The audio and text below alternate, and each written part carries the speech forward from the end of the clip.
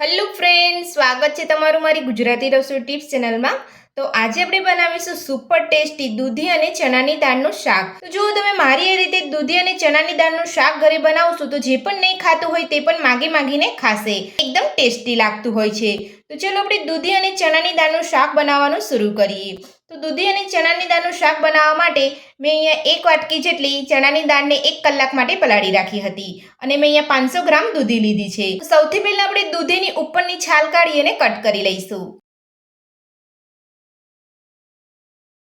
તો આ શાક તમે ઘરે રેગ્યુલરમાં તો બનાવતા જ હશો, પણ મારી એ રીતે ઘરે એકવાર જરૂરથી ટ્રાય કરજો। ખૂબ ઓછા સમયની અંદર જ બનીને તૈયાર થઈ જશે। તો આપણે ઉપરની છાલ કાઢી લીધી છે। હવે આપણે દૂધીને 2 ભાગ કરી લઈશું।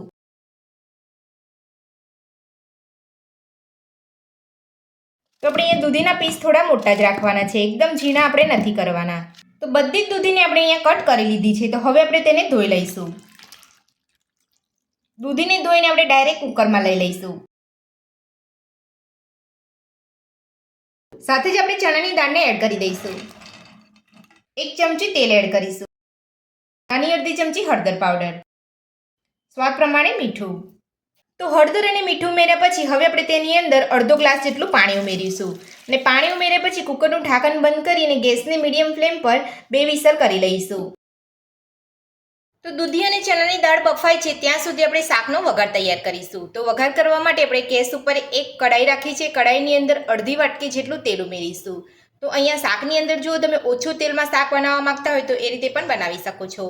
તો હવે આપણે તેલને ગરમ થવા દઈશું। તો તેલ આપણું અહીંયા ગરમ થઈ ગયું છે। તો હવે આપણે તેની અંદર 2 લવિંગ ઉમેરીશું, 1 તજનો ટુકડો ઉમેરીશું, 2 તમાલપત્ર ઉમેરીશું અને સૂકા લાલ મરચાં અને 1 ચમચી જીરું ઉમેરીશું। બધું જ મિક્સ કરી લઈશું। તો બધું જ મિક્સ કરી લીધું છે અને આપણો વઘાર અહીંયા સરસ સતળાઈ ગયો છે। તો હવે આપણે તેની અંદર 1 ચમચી આદુ લસણની પેસ્ટ ઉમેરીશું, 2 ચપટી હિંગ ઉમેરીશું। બધું જ મિક્સ કરીને સરસ સાતળી લઈશું।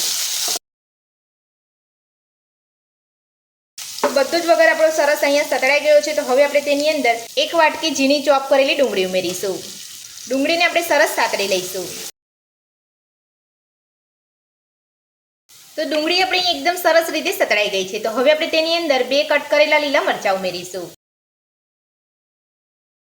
જો તમારે લીલા મરચાંનો ઉપયોગ ના કરવો હોય તો તમે સ્કીપ પણ કરી શકો છો। હવે આપણે 1 વાટકી ચોપ કરેલું ટામેટું ઉમેરીશું। તમે અહીંયા ટામેટાની પેસ્ટ લેવા માંગતા હોય તો એ પણ લઈ શકો છો। ને બધું સરસ મિક્સ કરી લઈશું। નાની અડધી ચમચી જેટલું મીઠું ઉમેરીશું। આપણે દૂધી અને ચણાની દાળ જ્યારે બાફવા મૂકી ત્યારે આપણે મીઠું અહીંયા ઉમેર્યું હતું, એટલે આપણે બીજી વાર મીઠું ઉમેર્યું તો તમારે ધ્યાન રાખવાનું છે। તો બધું જ આપણે સરસ અહીંયા સાતળી લઈશું। તો બધું જ સરસ અહીંયા સતળાઈ ગયું છે અને તમે જોઈ શકો છો તેલ પણ સરસ છૂટું પડી ગયું છે। તો આ જ રીતે તમારે અહીંયા બધું સરસ સાતળવાનું છે, તેલ છૂટું પડે ત્યાં સુધી। તો હવે આપણે તેની અંદર મસાલા એડ કરીશું।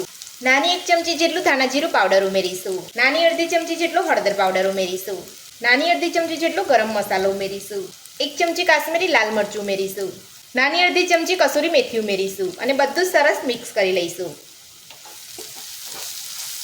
તો બધું જ મિક્સ કરી લીધું છે। હવે આપણે તેની અંદર થોડું પાણી ઉમેરીશું અને બધું સરસ મિક્સ કરી લઈશું। તો આ રીતે થોડું પાણી ઉમેરીશું તો આપણા મસાલા બળે નહીં અને તેનો સ્વાદ પણ એકદમ સરસ લાગશે। તો બધું જ આપણે અહીંયા મિક્સ કરી લીધું છે। તો હવે આપણે થોડા મસાલાને સાતળી લઈશું।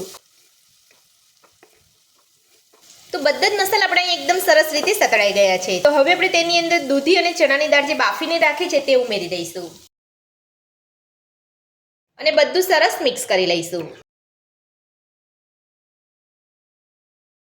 તો બધું જ આપણે અહીંયા સરસ મિક્સ કરી લીધું છે। તો હવે આપણે તેની અંદર થોડું પાણી ઉમેરીશું। પાણી ઉમેરીને બધું સરસ મિક્સ કરી લઈશું। તો પાણી ઉમેરીને આપણે બધું સરસ મિક્સ કરી લીધું છે। તો શાકની અંદર બધા જ મસાલા સરસ રીતે ભળી જાય તેના માટે આપણે ઢાંકણ ઢાંકીને 2 થી 3 મિનિટ માટે ગેસની મીડિયમ ફ્લેમ પર શાકને થવા દઈશું। તો શાકને ઢાંકી અહીંયા 2 થી 3 મિનિટ જેટલો સમય થઈ ગયો છે। તો હવે આપણે ચેક કરી લઈશું।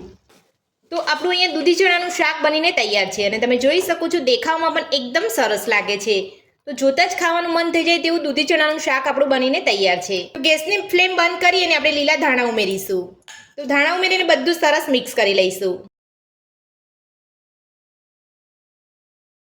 તો ધાણા ઉમેરીને આપણે બધું સરસ મિક્સ કરી લીધું છે। તો હવે આપણે શાકને સર્વ કરી લઈશું। તો દૂધી ચણાનું શાક બનીને આપણું તૈયાર છે ને આપણે એક પ્લેટની અંદર સર્વ પણ કરી લીધું છે અને તમે જોઈ શકો છો આપણું દૂધી ચણાનું શાક એકદમ ટેસ્ટી દેખાઈ રહ્યું છે. તો મારી એ રીતે દૂધી ચણાનું શાક બનાવવાનું એકવાર ઘરે જરૂરથી ટ્રાય કરજો. તો આજની રેસીપી પસંદ આવી તો વિડીયોને લાઇક કરજો, ચેનલને સબસ્ક્રાઇબ કરજો, તમારા મિત્રોને જરૂરથી શેર કરજો. Thank you.